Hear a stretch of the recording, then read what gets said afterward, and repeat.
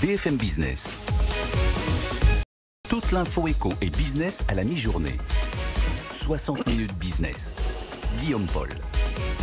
Allez, midi 21, nous voici en direct dans 60 minutes business sur BFM Business. Bon, demain, il y aura peut-être de nouvelles annonces, on le disait, de la part du gouvernement sur les prêts garantis par l'État. Et puis sur la nouvelle mouture, vous savez, du fonds de solidarité pour aider encore plus et toujours plus les professions qui souffrent le plus depuis des mois. On parle notamment des restaurants, des hôteliers, ces professions qui souffrent véritablement de cette crise. Mais au-delà de ça, on voulait faire un coup d'éclairage, donner un coup de projecteur sur une profession qui est en lien avec ces professions qui souffrent et qui souffrent en silence. Ce sont en amont les grossistes, ceux qui dépendent à 75, 80, 90% de ces professions hôtelières et restauration. On va en parler quelques minutes avec Laure Baumy, la directrice de la Fédération nationale des boissons. Bonjour Madame Baumy, merci beaucoup d'être avec nous quelques minutes. Mais oui, parce que vous, vos grossistes en boissons, les grossistes en boissons que vous représentez, ils dépendent en grande partie de ces métiers de l'hôtellerie et de restauration. Dans quelle proportion, Madame Baumy, exactement ?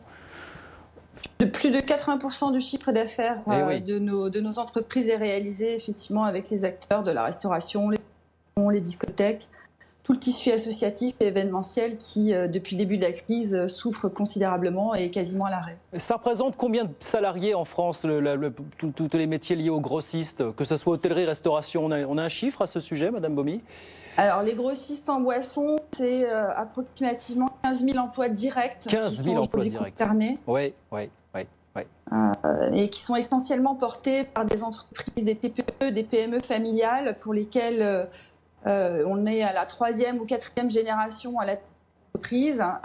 D'autres viennent de faire des acquisitions plus récentes. Et ça fait globalement 6 mois, tout comme nos clients, qu'on est complètement à l'arrêt. Qu'on souffre considérablement puisque en dehors de l'activité partielle et effectivement de l'accès au PGE, nos entreprises, du fait de leur structure et parce qu'elles ne sont pas pour l'instant directement reconnues, n'ont pas pu bénéficier des niveaux d'aide qui leur permettraient aujourd'hui de souffler un peu. C'est ça le problème, c'est que pour l'instant, pour ces professions sinistrées, il y a une aide qui peut aller jusqu'à 200 000 €, 20% du chiffre d'affaires, mais vous ne pouvez bénéficier en tout et pour tout que des 10 000 € de l'ancienne mouture du fonds de solidarité. C'est ça, Madame Baumy, aujourd'hui le problème pour vous. Voilà, effectivement. Oui. Et autant dire que très peu de nos structures en bénéficient réellement, puisque d'une part, ces 10 000 € ne sont accessibles qu'aux entreprises de moins de 50 salariés.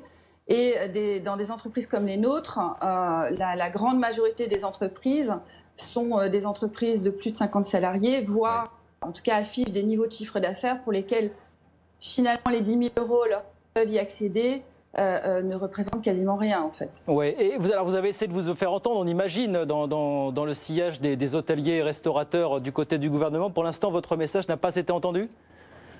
Alors, si, on a effectivement essayé de nous faire entendre depuis le début. Alors, on a obtenu des avancées en première partie de crise puisque la fameuse liste S1 bis a été créée et nous a notamment permis d'accéder aux conditions de l'activité partielle similaires à celles de nos clients. Et puis, depuis novembre, on a beaucoup travaillé avec les services de Bercy, notamment, pour que cette dépendance directe soit reconnue et qu'on puisse effectivement bénéficier des opérations qui ont été apportées dès décembre au Fonds de solidarité. Et les derniers échanges qu'on a eus avec eux sont très encourageants, d'autant que Bruno Le Maire lui-même a repris effectivement ces évolutions et qui devraient être annoncées a priori dans la semaine. Donc on attend avec beaucoup d'impatience effectivement cette annonce qui reconnaîtrait la dépendance de nos entreprises, du commerce de gros de boissons et du commerce de gros dans son ensemble. On imagine évidemment que vous attendez les annonces. Alors peut-être demain, on verra bien effectivement d'ici la fin de la semaine. Il y a la question de l'arrêt de l'activité pour vous et puis il y a la question aussi des stocks qui ont été accumulés pendant tous ces mois, tous ces stocks qui ne se sont pas écoulés. Comment est-ce qu'on gère ce surplus de stocks finalement, Madame Baumy ?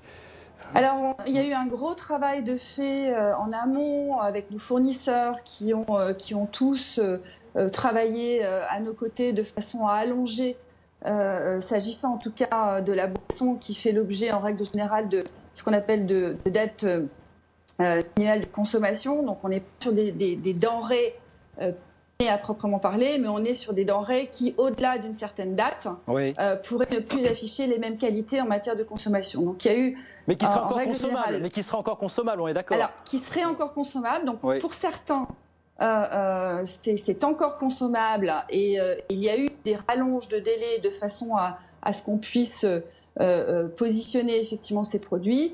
Pour autant, aujourd'hui, après quasiment 6 mois de non-commercialisation et d'arrêt, malgré tout, on a effectivement de produits et de marchandises, et ça concerne notamment les fûts de bière. Vous savez que dans l'univers du café hôtel restaurant, on a une particularité, c'est que la consommation de bière se fait essentiellement autour de la bière pression. Ça, c'est un produit spécifique qui affiche des dates très très courtes. Et là, on a effectivement un gros souci partagé avec nos fournisseurs brasseurs que de trouver une solution, parce qu'il va y avoir un niveau de stock à détruire malheureusement très conséquent, pour lesquels il y aura besoin effectivement d'un coup de pouce particulier sur cette filière, puisque une grande partie des stocks ne pourront plus être mis en circulation. Et puis, pour ceux qui pourraient être encore consommés, parce qu'effectivement, ça l'est, on aura besoin effectivement d'un accompagnement, d'une vaste campagne, de façon à faire comprendre à tout le monde, aux consommateurs, à nos propres clients, que malgré les dates dépassées, ces produits peuvent être consommés sans aucun risque pour la santé. D'où le coup de pouce à diverses échelles du gouvernement que vous attendez pour cette fin de semaine, pour effectivement bénéficier des mêmes conditions d'indemnisation que les hôteliers et restaurateurs, ce qui n'a pas été le cas pour l'instant pour votre profession, les grossistes en boissons qui représentent, vous le disiez, 15 000 emplois aujourd'hui en France. Merci beaucoup.